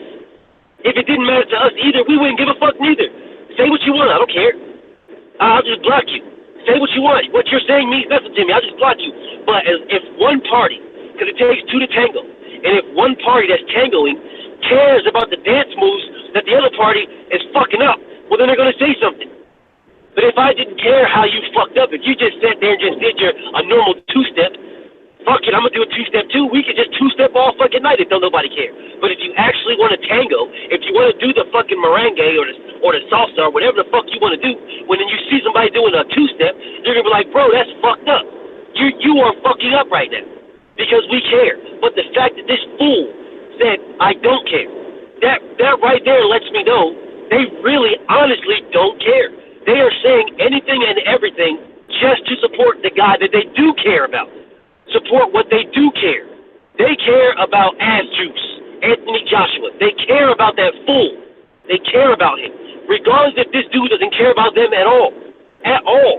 Like, how many times have you seen this dude on one of the LDBC haters' videos?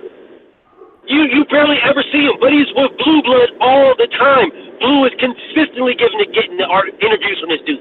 You don't see him on all these other people, all these other the haters. You don't see him on these channels. You don't see Eddie Hearn, Anthony Joshua, Dillian White, Tony Bellew. You don't see all these dudes that they supposedly love. Lomachenko, Usyk, none of these guys.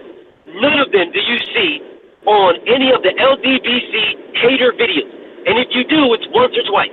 These guys are consistently on the LDBC channel. Consistently. Blue Blood gets interviews all the time. All the time.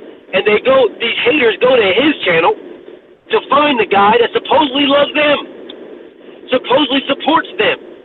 The same guy that is robbing and raping them consistently with pay-per-views only for them. But yet Anthony Joshua is supposed to be giving back to his fans by trying to have this fight in the UK. How about you give your fans free fights? If you want to give back you're a multimillionaire. You make $20 million a fight. You mean to tell me you can't give your next fight for free or your couple of fights for free to the fans. You can't to your most loyal fans. These are things that these guys are not talking about. They are so busy. They are so caught up and so focused on hating on someone else that they don't realize Eddie Hearn is robbing them blind right under their noses. Robbing them blind right under their noses and force-feeding a BS narrative, you know what I'm saying, about how this dude is so known and a pay-per-view star and all this other stuff, and they don't realize this dude is robbing them. He is robbing you under your eyes. We watch this guy for free. Your guy, your hero, the guy you support, love, and think is the greatest. He's so technical. He's the GOAT, blah, blah, blah. But we watch him for free. So the people that are putting him on to us don't believe you. They don't believe he's the greatest. They don't believe he's so technically sound and he's gifted. Because if they did, they would sell him to us. They would sell that if they believed it. They don't believe it. They don't. Eddie Hearn doesn't believe it. Eddie Hearn does not believe it. Because if Eddie Hearn believed that Anthony Joshua, if he believed the nonsense that he talks about, then he would have been selling him to us. He's not in the market for pennies. He's not in the market for freebies. He would have sold him to us. He would have sold this dude. He's always talking about, oh, look at all the sponsors. You know, I'm doing what's best for my customer, or my client. I'm doing what's best for my client. Okay, but you're giving him away for free. If what's best for your client is giving him away for free, then you don't believe in him. But you can't say that. But what you're doing, your actions speak louder than words. You're not selling what you believe in. You're not selling him. You're giving him away for free. For free. You gave away the Alexander Povetkin fight for free. You gave it away. And we still didn't take it. And you gave it away for free. We left it sit on the side of the road like that old pile of newspapers that nobody wanted. We just let it sit there. And you gave it away for free. That tells me right there you don't believe in your product. You don't believe in it. Now you can pitch it all you want as, oh yeah, well we're gonna let these people test our product out for 30 days. We're gonna let them test it out. It's like Netflix. It's like this and that. Blah blah blah. Bro, well if Netflix was putting out the Avengers, a brand new Avengers movie, the brand new one, the one that didn't even come out yet, Endgame, that's what it is. If they were putting out Endgame, right, on their network, I guarantee you, everybody that is into that would have piled on, because Endgame is like the Marvel series is huge. It's huge. It's massive. So if they were putting out Endgame, you didn't have to go to the movies to watch it. You could get Netflix and get Endgame for free. I guarantee you, they would have got millions more subscribers. Millions more. But if Anthony Joshua is Endgame, he is Endgame for boxing business, the biggest star in boxing. If that's what it is, and you put him on there for free, and you can't give it away, then there is no way in hell that this guy is what you claim him to be. No way in hell.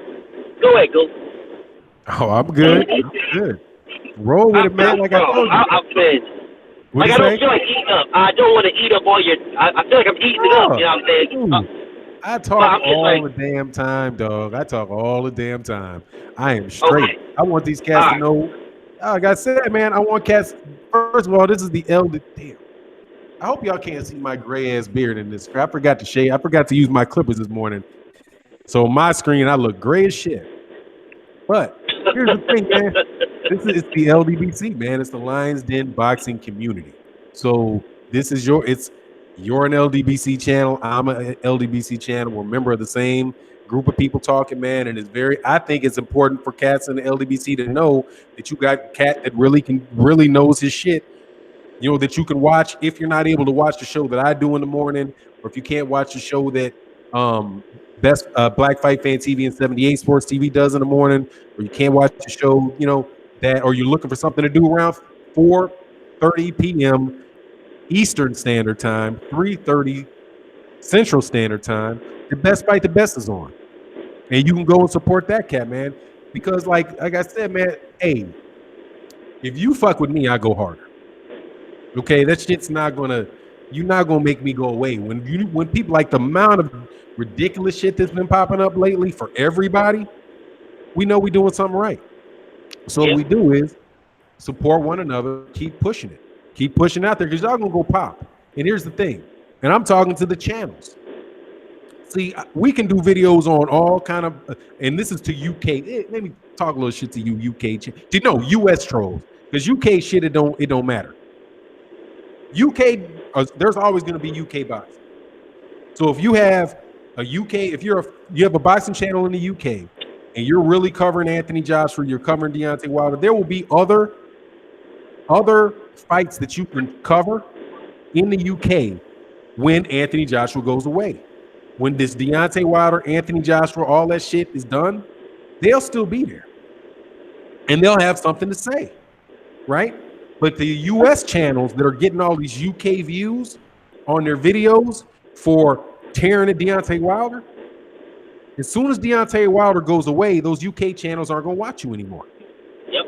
Because what can you offer them? What are you going to do? Start shitting on Frank Warrington? What are you going to do? Start shitting on full-time shitting on Josh Taylor?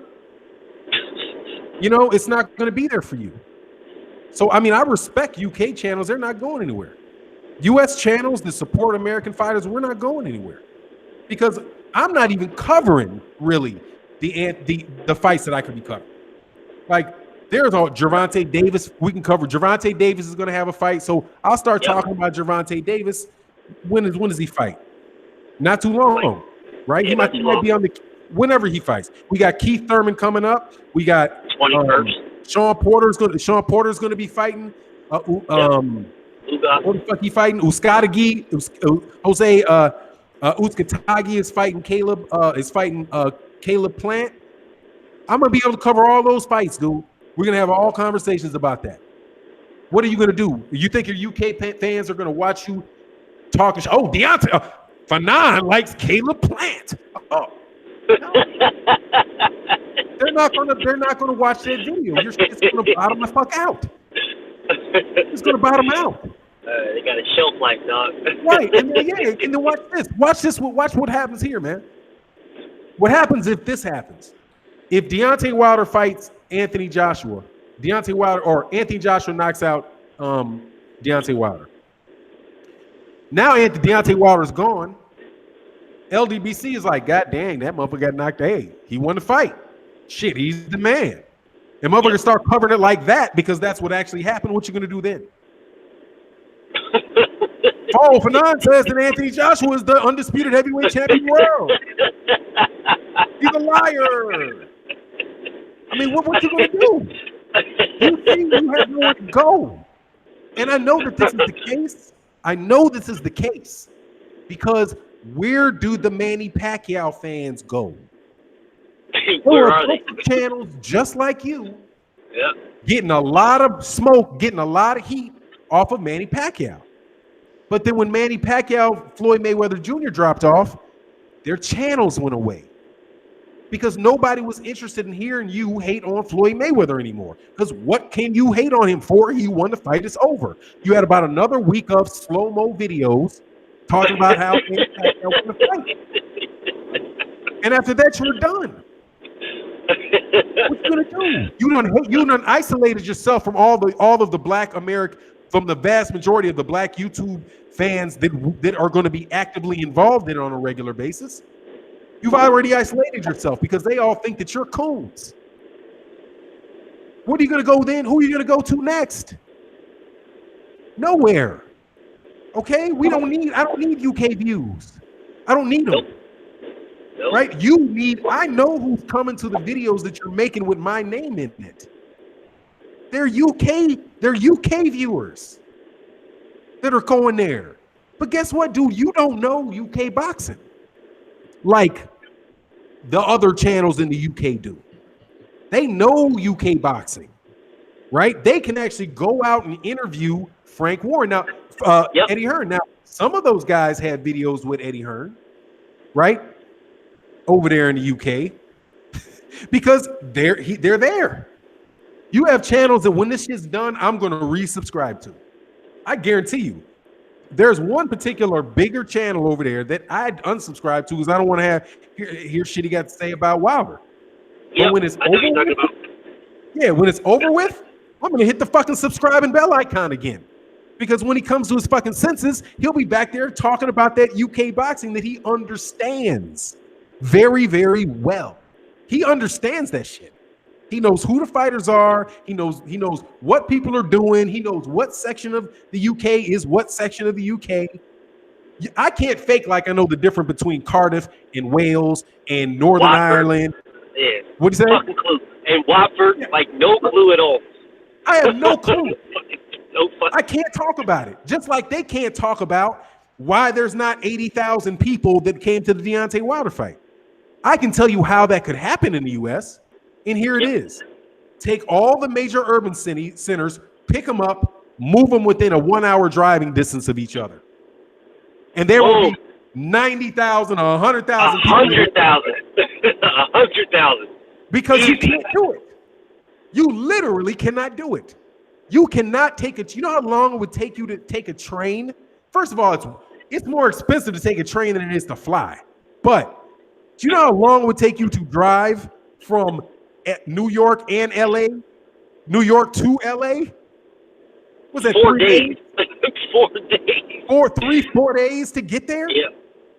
Dude, you don't know the United States. You don't know that that's why you can't do it. The only thing that is going to have events that big could be college sporting events. Because you could have a whole state come down to one team that plays for that state. Because in that instance, the state becomes like a little mini country. Yep. Right? Alabama is what everybody from Alabama, if they play a national championship game in Alabama, and I don't know shit about that, right? But where they have the events, or the Super Bowl. You know what I'm saying? Or the Super Bowl. But shit, when Alabama plays Auburn. Yeah, there you go. Thank you. Alabama plays Auburn. Woof. Because there's everybody in Alabama, might be people from Mississippi, some people from Louisiana. They all come to that because they're all in the same geographic area. Yep. You can't have, it doesn't happen in the United States, man, because it's too big. But people in the United States, the channels in the United States, if you don't know that, maybe you're being dishonest if you don't tell them that it can't happen. It won't happen. Unless you can do, the only way you're going to get 100,000 people into a boxing match in the United States is if, watch this, Louis Farrakhan calls for a million-man march to the boxing match. Then you might get a million motherfuckers up in there. You remember that shit? No, that's it. Unless you make a big political motion and you dare people and say, "Oh no," then you might. But it's short of that shit. It's short of it being like a once in a lifetime, March on Washington type of shit. It can't happen, dog. Nah, the demographics won't allow it, man. It's too many. Where population is at, it's just not going to happen. It just won't. And that's the whole point. The reason why you look for the views, because people can sit in their house and watch it. It's actually the best seat in the house. For some strange reason, I know why. It's not some strange reason. I know why. Hey, hold on one second. I want to respond. J.M. Strong, what's good, man? He says, I think U.S. boxing channels will stick to the boxing narrative if they're true boxing fans. Boxing news is fluid. Dog. It's fluid, but your reputation is set. Boxing news in the United States, the biggest, I'm telling you, unless you're Spanish speaking, like if you're Spanish speaking, like if I could speak Spanish, you could have a Spanish speaking boxing channel that could be off the chain. Oh yeah. But if you but in the English speaking United States, dude, the boxers that most people, the biggest boxers in the United States have always been African American fighters. And there is a core group of fan base that are avid boxing fans that come to YouTube to talk about boxing. And we all share the subscribers. Some people have bigger portions of those subscribers, right? 78 Sports TV, I can go to his channel and see a bunch of people that I've never seen on my channel, right? Same thing. Best Fight the Best. You can see some people on my channel that have not been on Best Fight the Best channel, but it's still a subsection of the same group. But what these guys are doing is attacking that whole group, insulting the fans themselves. Yep. You insulting when you attack 78 Sports TV and you talk about his fanboys, you're calling the fans fanboys. You're calling the people that watch. You're not insulting me. Let me tell you, if I didn't do a video that had 3,000 people on it, 4,000, 10,000 people watch the video, they wouldn't even say my name. They would just be doing 78 videos.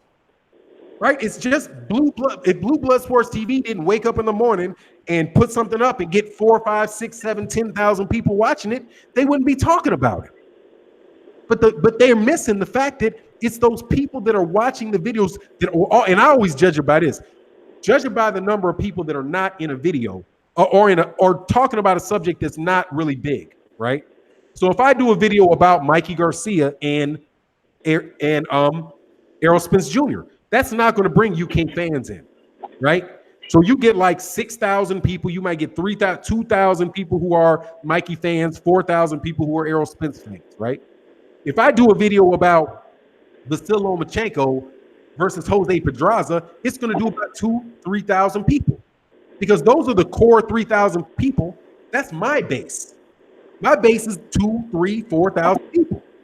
Yeah. That's what it is. Because I know that if I put up, and I always judge, that's where I know my channel is. I don't look at where my channel is based off of what the biggest views are, right? Because I know that shit, if I did $20,000 on an Anthony Joshua Deontay Wilder video, that's a lot of UK fans that are coming by to cuss me out, right? But if I do a video about Tank Davis and Tevin Farmer, or Jared Hurd versus Jermell Charlo, then you're talking about people from Texas and people from Baltimore watching the video. And you get 4, 3, 4, 5,000 people. So I know that that's pretty much what it is, right? And as you grow your channel, you grow that group of people. You don't try to go out for the cheap. You don't try to go out for the guys that are, you don't try to go for the people that are just going to come for that topic. You want to have people that want to listen to you, which is why like 78, look at how many Patreons he has. That is no better account than the number of Patreons he has. He might have 140, 150 Patreons. Easy. Dude, 140, 150 Patreons, that means there are people that are just, dude, they are super ride or die. Because they're not even talking about boxing. They just want to hear what he has to say about something unrelated to boxing. That's not even boxing. And they're going to leave the platform to go there. Go look at how many Patreon people that got 200,000 subscribers have. Unless they're doing like Game of Thrones videos, they don't get them. Game of Thrones guys, I've seen guys with Game of Thrones that run their Patreons, right? Welcome to my Patreon. These guys were 300,000. If only guy on boxing that I know that could do that with their Patreon in boxing is 78. He could literally run at the end of his video the name of all his Patreons. Just but the difference is that 78 ain't going anywhere. You know, blessed, knock on wood, hope you healthy, stay healthy. Right? The Game of Thrones guys are gonna go when that book series is done. Yep. Because they're there for that. They're there for that. So what I'm saying is, dude, I'm like the guys that make videos about me. If you can get 10,000 views on a video shitting on me, literally, that is just UK. That's just UK fans that hate me. And I got UK fans that hate me. Pretty much. What's going to happen, dog? You're like the Sergey Kovalev fans. What happened to them? Where are the Sergey Kovalev fans? Disappeared. I've already with the Sergey Kovalev fans. It ended 3 days after he was sitting his ass on the rope. Right? There is no more, man. So I'm not sweating in. But the cats in the UK, dude. The ass in the UK, you got to do what you got to do. Okay? But you're not getting American views as soon as that shit's over with. Nah, they done fucked themselves. They're done on this. Coonery does. Hey, no, that's a UK cat though. But there's some dudes over there in the UK that are on their shit, really, man. And I don't agree with them. As far as UK boxing goes, they know what they're talking about. But I mean, let me say it. You can even say they know what they're talking about. They know a whole lot more about UK boxing than I do. And I'll leave it at that. Yeah, I'll leave it at that. Hey, Fannon, I'm pulling up on my sister's house, man, so I'm about to dip up out of here, though. But I appreciate you. I appreciate you having me on, though. All right, man. It's been one, man. All right. Much love to the chat, man. Salute to the GOAT. Hey, subscribe to Best Fight, the Best Boxing, man. Subscribe to Best Fight, the Best Boxing. And all right, man. Peace. I'm gonna go for a couple more minutes to see what's up to people in the chat. Huh? I said peace, GOAT. All right, now. All right, man. So we on to the chat, man. Salute to you. Hey, man, subscribe to that, man. I'm gonna go on for maybe another 10. I'm at almost 2 hours, man. Let me let somebody else shine. Let me see who's on, man. There's somebody that's on. I know I saw somebody thing come up in my chat. So Southside Boxing is on. You can go check out Southside Boxing. He's on right now. If new media is your thing, there's other cats that are on in that group as well. So look, man, I really appreciate everybody stopping by. And I'm about to get up out of here. All right. Peace.